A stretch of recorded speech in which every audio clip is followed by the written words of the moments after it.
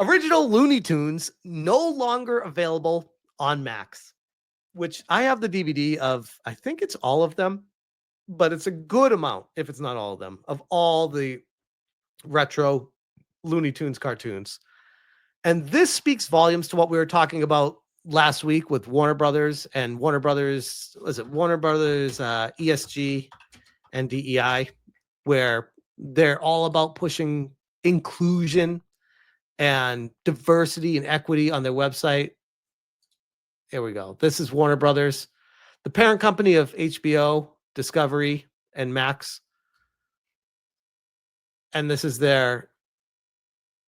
we seek to amplify voices and global storytellers to reflect audiences around the world.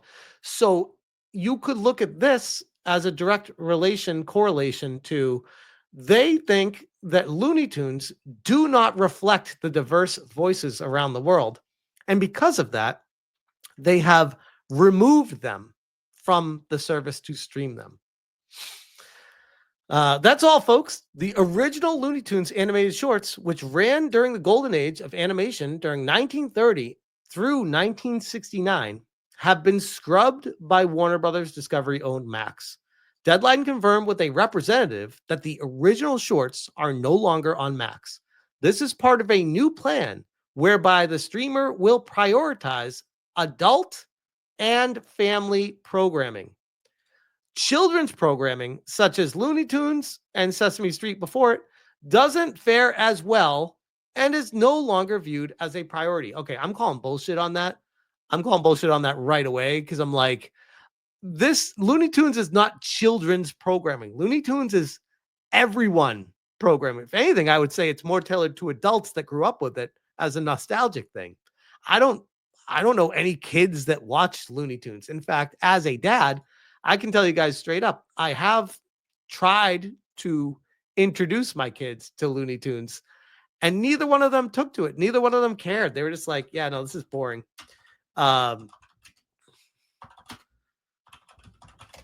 And I tried, but they didn't care.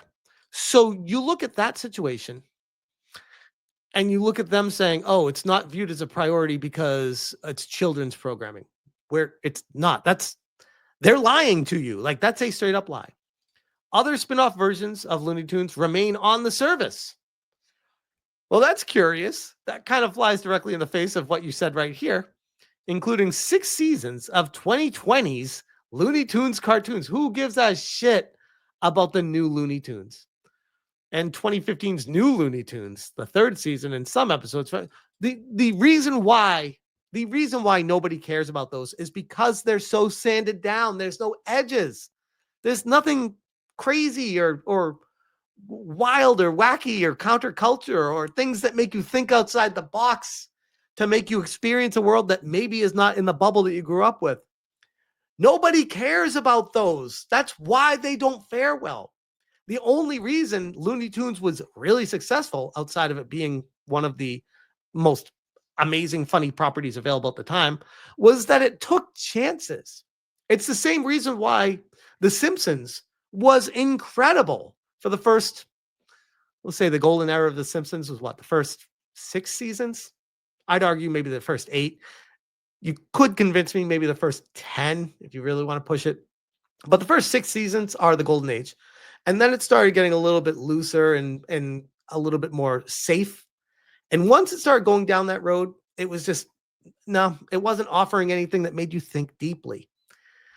2 seasons of 2002's Baby Looney Tunes, 2021's 4-episode scripted podcasts, 2 seasons of this and that, all this Winter Spiraling. Okay, great. All those are there. This marks a departure from previous maneuvers. In 2023, Max clarified that the classic cartoon was not leaving the platform after an erroneous list of titles being removed in December, including the program on it. Looney Tunes was included in error as a title leaving the platform. This is not the case, and the show will continue streaming on Max, the statement read at the time. The decision is not a surprising one, as children's animations had long seen a steady decline. Last year, the parent company shuttered Cartoon Network's website, just a week after its Boomerang streaming service, which aired mostly classic cartoons from Warner Brothers Animation Library, shut down. Okay, now when I hear this kind of stuff, you gotta ask who is charging the money? Is it all going to the Charles Schultz estate? Like, how much money was it costing them? Or better question, if Warner Brothers owned Looney Tunes, then what is the cost of streaming a item that you own? Nothing. Like, it doesn't cost anything. You own it. You're not paying royalties to anything. It is your brand. That would be like Nintendo taking a Mario game off of the Nintendo service because they're like, yeah, not enough people were downloading that particular Mario game and it wasn't worth having it on the service. It's like, who's who are you paying? Why is it a problem to have it there? Like, wait a second. I don't understand this. Asian Swordmaster says server cost maybe. If they're taking it down because of a server cost, they got bigger issues. That speaks volumes to the next foot that's going to drop is the entire system is crashing down, which may be the case. We don't know, but holy crap. The move to scrub Looney Tunes from Max comes amid the March 14th release of The Day the Earth Blew Up, a Looney Tunes story. Wait, what?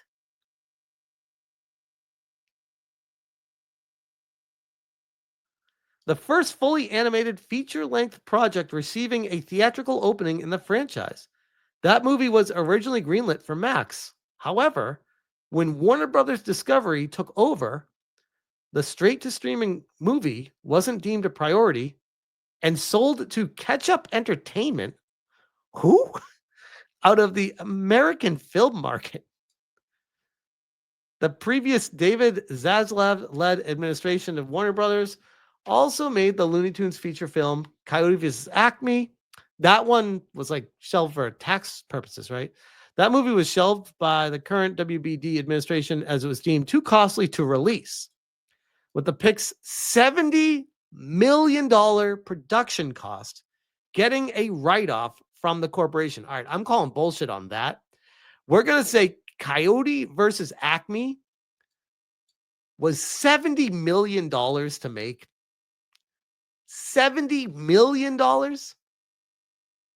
Really?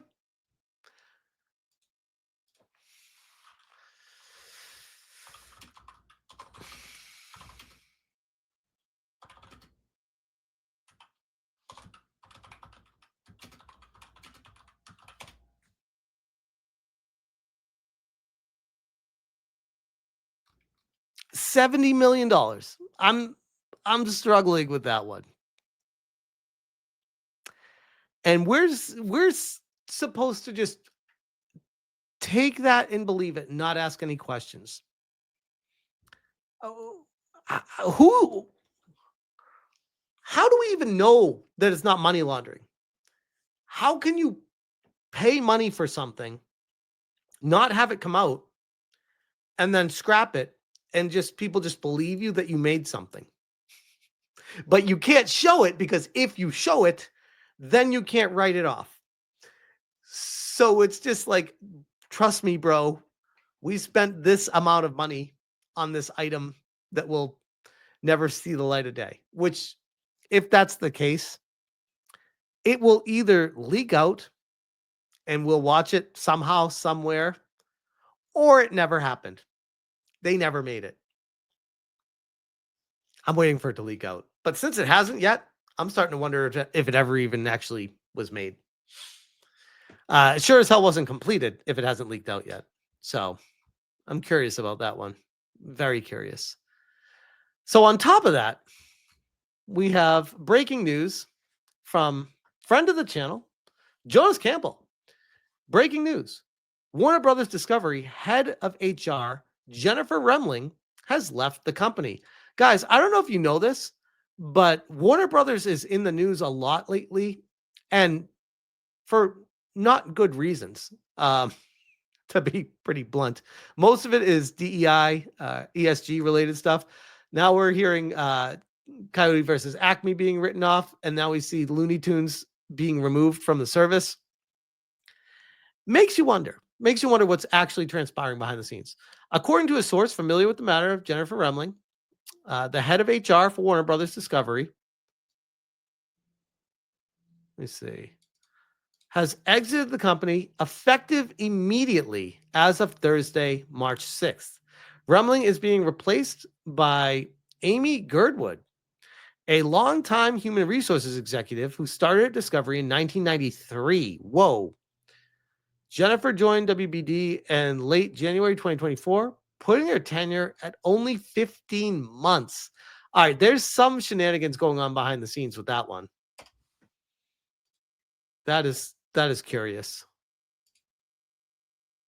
This is what she looks like, in case you're wondering. Very curious. Very curious indeed.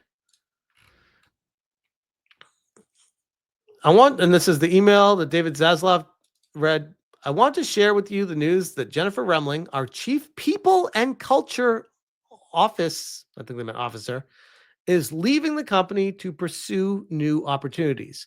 I'm pleased to share with you that Amy Girdwood will be stepping into the role as Chief People and Culture Officer, effective immediately.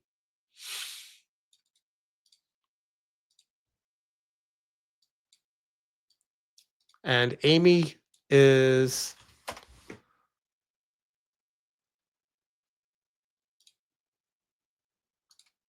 this person. Let's see. This comes in the heel of February 27th announcement that diversity, equity, and inclusion at Warner Brothers Discovery is being renamed to simply Inclusion under Remling and Asif Sadiq. Until the change, Sadiq was referred to as Chief Global Diversity, Equity, and Inclusion Officer, which has now been updated to Chief Inclusion Officer.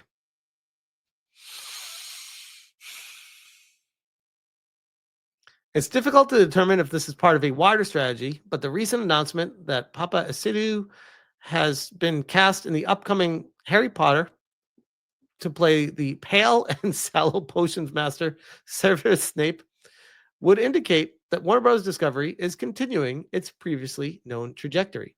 Sadiq had also been known internally as a champion for diversity in the casting process, despite fan confusion. And this speaks to what I was kicking this off with on their website. When you go to our values, literally the three things listed here: guiding principles, inclusion, ESG. And we talked about this before, where they just put it right out there in front. They don't even try to hide it. They're just like, yeah, we care about ESG. What are you going to do about it? Oh, you want to cancel people for it? Oh, you're the bad guy if you want to do that. That's their standpoint. They double down, triple down on it. And now we're seeing the fallout from it. And I got to be honest, they keep going down this direction. It will be the ultimate story of get woke, go broke. And that's Warner Brothers in a nutshell right now. And yes, I am very, very, very, very frustrated about the situation with Looney Tunes being removed from the service. And it's not so much because I personally watch them all the time, but I like to have the option. You know what I mean? Like, you never know. I am a member of Max, not because I pay for it, but because it's part of my phone plan. And sometimes I'm in the mood to watch random stuff when I load it up. Looney Tunes would be one of those things. So it is frustrating, but yeah, that's the direction they're going. Anyways, let me leave that there.